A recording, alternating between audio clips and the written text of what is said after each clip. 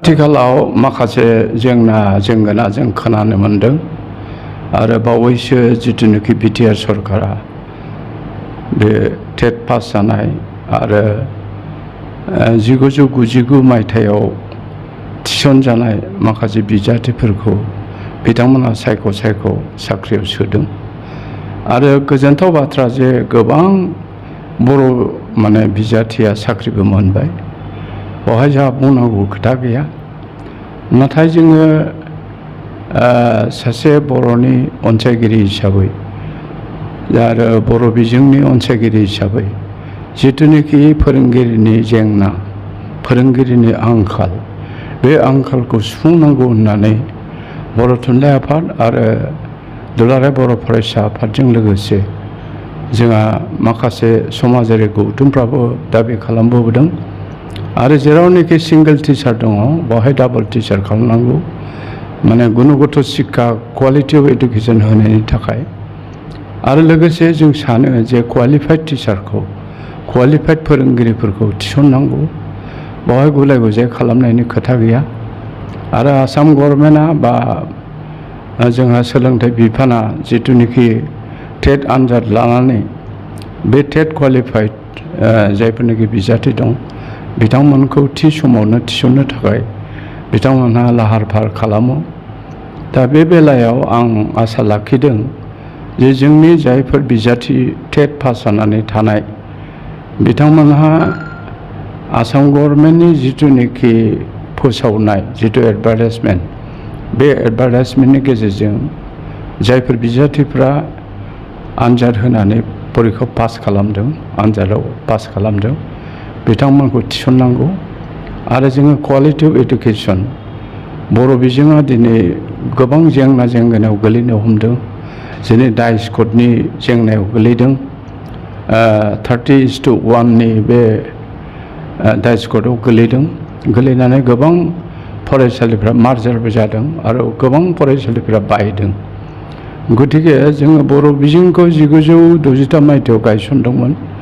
बै समनि जायफोरनिखि गोरों गोरा बिथांमोनहा बर' राव थुनलाइखौ जौगानायनि गेजेरजों आरो बिनि अनगाबो जोङो बर' बिजोंखौ गायसननानै जोंनि बर' रावखौ जों मुलुग दरबाराव सिनायथि लाहोनो थाखाय जों जिथु सानदोंमोन आरो बिथांमोनहा सानदोंमोन बेखौ जोङो अराय बावगारनो हानाय नङा आरो बिथांमोननि बिहोमाया अरायथा जानांगोन। आरो दिनै जोङो दानि ग्लबेलाइज मुगायाव दानि इनफरमेशन टेक्न'लजि आरो दिनै नेशनेल एडुकेशन पलिसि हारिमायारि सोलोंथाइ खान्थि 2020 सोलिगासिनो दङ। बेजों जों खारफानो थाखाय जों नाजानांगोन आरो जोंहा आथिखालाव जों मोनसे नुनो मोनदों थुनलाइ एडुकेशन आरो लार्निं बे लार्निं थुनलाइ आरो एडुकेशन टिचिं बेजों जों खारफानो थाखाय नाजानांगोन।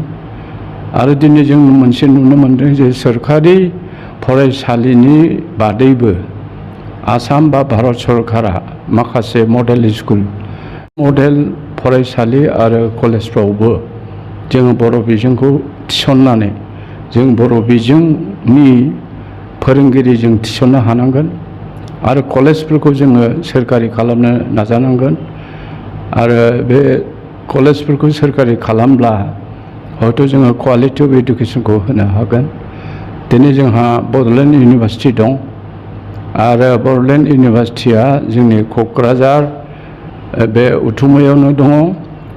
बेजों लोगोसे जोङो कटन मुलुगसोलोंसालि गुवाहाटी मुलुगसोलोंसालि डिब्रुगड़ मुलुगसोलोंसालियाव बर' बिफान दंसै आरो जोङो बे रावखौ जोङो मोनसे one of the official language हिसाबै एस'सियेट अफिसियेल लेंगुवेज हिसाबै बाहायनायनि खाबुखौ मोनदों।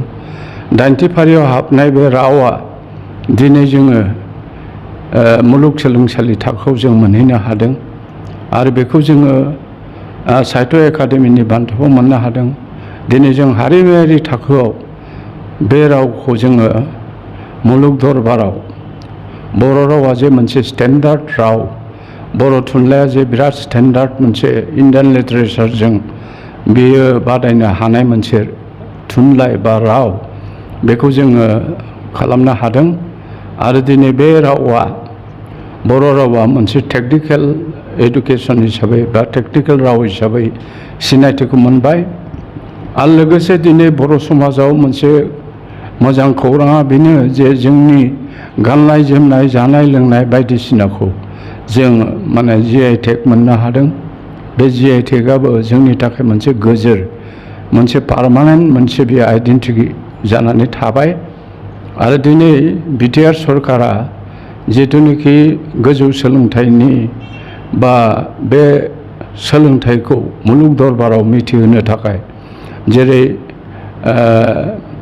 नेशनेल फेस्टिभेल लिटारेरि फेस्टिभेलखौ लाफानानै नलेज फेस्टिभेल बायदिसिना लादों आरो इन्टारनेशनेल थियेटार बायदिसिना लादों।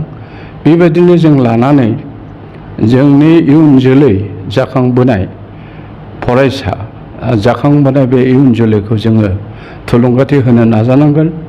अब्लासो जोङो मोनसे गेबें हारि हिसाबै मोनसे हारि हिसाबै जोङो सिनायथिखौ मोननो हागोन।